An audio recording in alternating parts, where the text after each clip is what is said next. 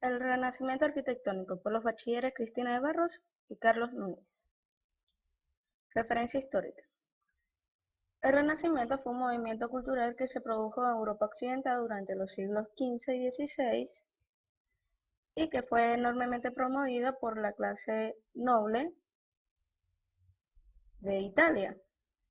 Surgió en Florencia, donde los ricos acaudalados promovieron las artes y la arquitectura en aquel momento. El Renacimiento se caracteriza por la difusión de la idea del humanismo, que no es más que el análisis del hombre y la búsqueda de la racionalidad. Se retoma ciertos elementos de la cultura clásica y griega, como es la monumentalidad, la búsqueda de la belleza y la perfección, y se desarrolla enormemente la forma de representar la perspectiva del mundo natural con fidelidad. La arquitectura renacentista surge con mayor fuerza los espacios en perspectiva, tanto en la pintura como en la arquitectura. El Renacimiento es contemporáneo a la era de los descubrimientos y las conquistas ultramarinas, lo cual da mayor poderes a los acaudalados burgueses. Esta época se caracteriza por el predominio de la burguesía, las ciudades-república que compiten entre sí con el objetivo de ganar mayor progreso y exponer su poderío económico y relegar a las demás ciudades vecinas. Los nobles burgueses apuestan por ostentar el más alto nivel de cultura, rodeándose así de artistas, arquitectos y científicos. La idea del humanismo se difunde entre personas cultas y adineradas que promueven la arquitectura monumental. La arquitectura renacentista se caracteriza por la búsqueda del ideal clásico y de la belleza y la perfección, teniendo así la repetición de la forma y el ritmo en los elementos. Se puede observar en las edificaciones de esta época los espacios en perspectiva y la repetición de elementos que dan mayor dinamismo y ritmo. Se retoman los elementos formales clásicos, como son los órdenes dórico, jónico y corintio, que se colocan en las fachadas como elementos decorativos y también tienen funciones estructurales en algunos casos. La arquitectura renacentista se ve como una visión profana, sobre todo en los temas religiosos, ya que el cristianismo era la religión predominante de la época.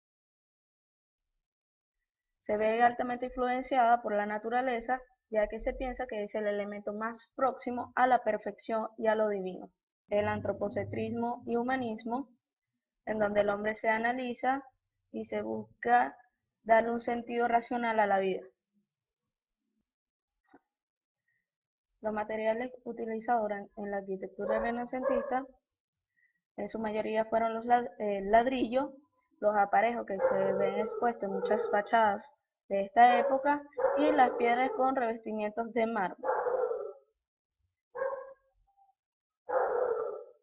En cuanto a las ciudades, se ven beneficiadas y acrecentadas debido a que los grupos sociales más acaudalados y la nobleza empieza a residir en las ciudades. Surge la necesidad de modificar la estructura urbana medieval para destacar los edificios singulares como las torres, los palacios, las iglesias. Se busca también las proporciones geométricas y la simetría y el paisaje, que los edificios se vean armónicos y rodeados de la naturaleza.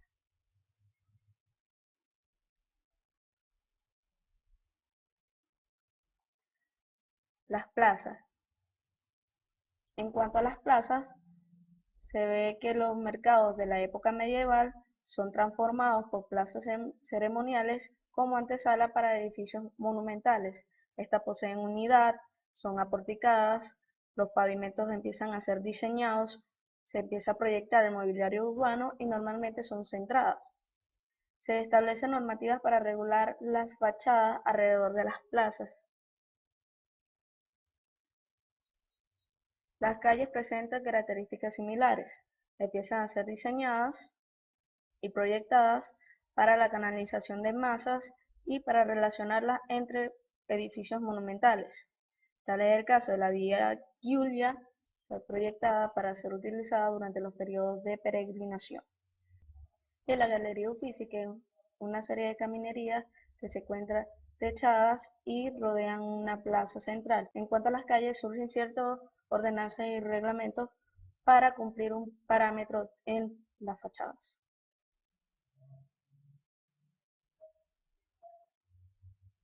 Los acueductos. Siguiendo el ejemplo de los romanos, llevar agua a los centros urbanos y teniendo en cuenta que el agua es uno de los elementos que da mayor poder y desarrollo a las ciudades, se empiezan a proyectar y da continuidad a los acueductos de la época. Es el caso de la ciudad de Siena, que excavó una red de túneles a lo largo de la ciudad donde se filtra el agua subterránea de los pozos y los manantiales. Estos túneles fueron excavados con picos y cinceles por obreros de escasos recursos. Los túneles son estrechos, oscuros y poseen una pendiente mínima del 1%.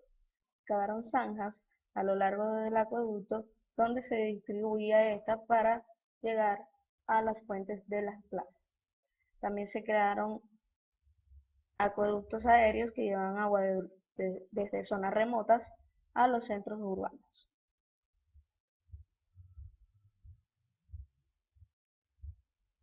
En cuanto a las viviendas de este periodo que más auge tuvieron fueron los palazzi o palacios, que eran viviendas de 3 o 4 pisos con puertas y ventanas que se repetían en las fachadas. En sus fachadas se ve expuesto claramente la idea de retomar los órdenes clásicos de la arquitectura grecorromana, como es la repetición de los órdenes clásicos, las ventanas de arco de medio punto, la repetición de ritmo, la repetición de formas, tanto en lo vertical como en lo horizontal, y la repetición de las cornisas. En su mayoría las columnas eran adosadas a la fachada sin propósitos estructurales. Los arcos de medio punto eran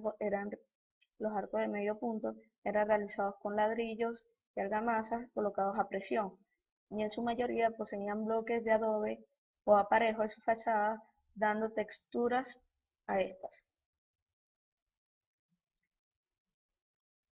Los palazzi también poseían un patio central con la cual obtenía una iluminación natural. Se veía también reflejados los pilares de los órdenes clásicos con propósitos estructurales, con arcos de medio punto que distribuían las cargas a estas columnas. Estas viviendas comúnmente tenían techos de teja que eran sostenidas por una serie de correas de madera. Las vigas de los pisos superiores eran de madera y servían como soporte. Los arcos de medio punto, como había mencionado anteriormente, distribuían las cargas hacia las columnas, pero también poseían muros de carga donde se les requería. En algunos casos, las escaleras eran utilizadas como un elemento aislado a las estructuras.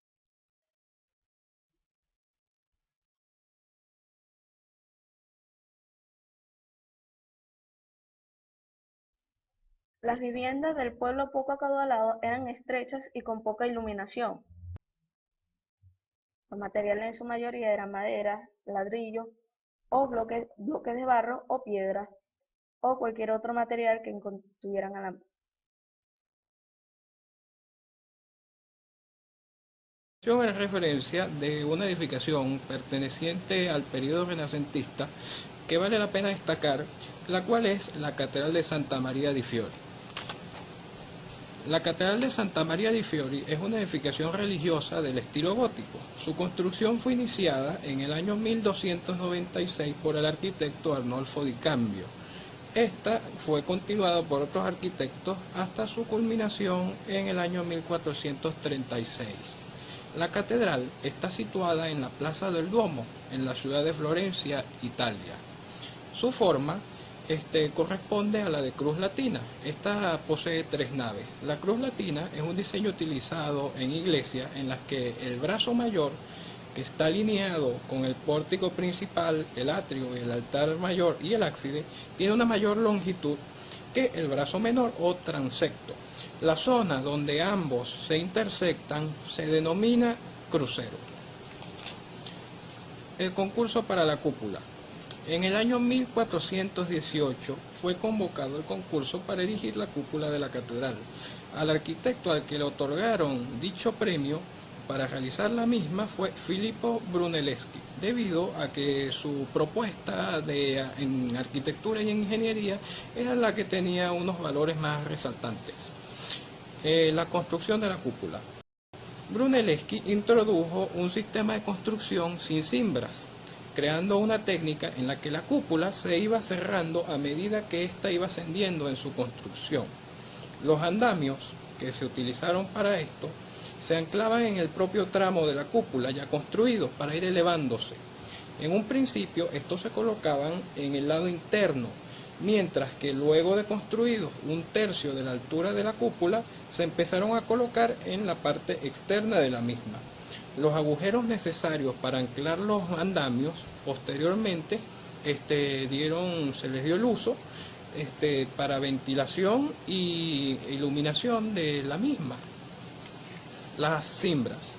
La cimbra es una estructura auxiliar que sirve para sostener provisionalmente el peso de un arco o bóveda durante su fase de construcción.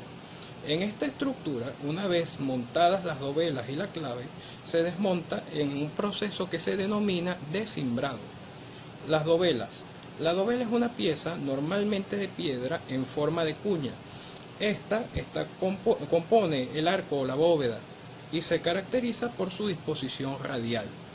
La dovela del centro se llama clave y las ubicadas en los extremos se llaman salmer. Estas son las que reciben el peso de la estructura. La parte interna de la dovela se denomina intrados y la externa extrados. La Catedral de Santa María di Fiori también posee, entre otros elementos arquitectónicos, la linterna de su cúpula. La linterna en la arquitectura se denomina a esa estructura en forma de torre colocada sobre las cúpulas que mediante ventanales permite la iluminación y la ventilación hacia el interior de la edificación. En la Catedral Santa María di Fiori, la linterna posee 16 metros de altura y un peso equivalente al 10% total de la cúpula, siendo esta una pieza clave en el conjunto arquitectónico, pues sirve de remate para la misma. Los contrafuentes. Un contrafuente, también llamado estribo, es un engrosamiento puntual en el lienzo de un muro, normalmente hacia el exterior. Este cumple una función de transmitir las cargas transversales hacia la cimentación del edificio. Se puede decir que la Catedral de Santa María di Fiori representa un especial exponente de la arquitectura renacentista, y los procesos de diseño, construcción y el uso de materiales que se aplicaron en la misma sentaron base en la arquitectura para los siglos posteriores. Y bueno, muchas gracias por su atención.